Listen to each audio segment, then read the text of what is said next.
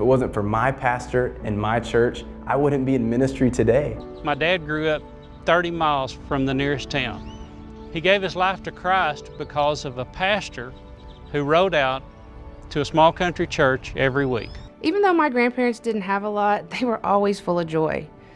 They served others out of their love for the Lord. Ministry was just their way of life. It was a pastor in a small church in North Carolina that shared the love of Christ with my parents, and they shared the love of Christ with me. Pima was 125 miles from where we lived.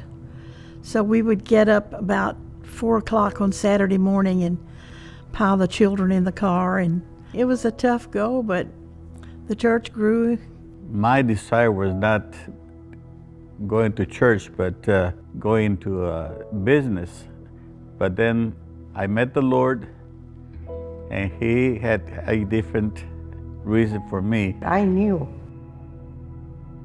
that the Lord had called us into missions. So I started looking for a place to where I can go and be a minister. There were many times that we did lack, but God never forsook us.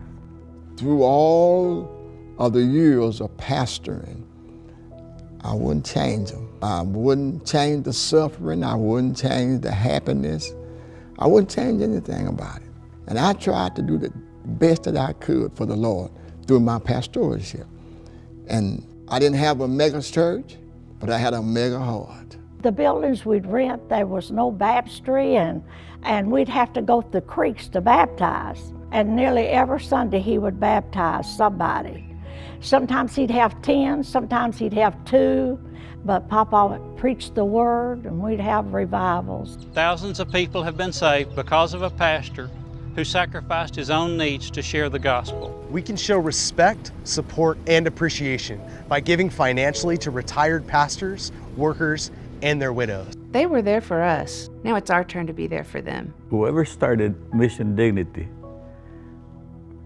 was listening to the Almighty. Malcolm went home to be with Jesus, knowing that Mission Dignity would help me too. During the 33 years of our ministry, we survived on the generosity of God's people and prayers, and the same is true today.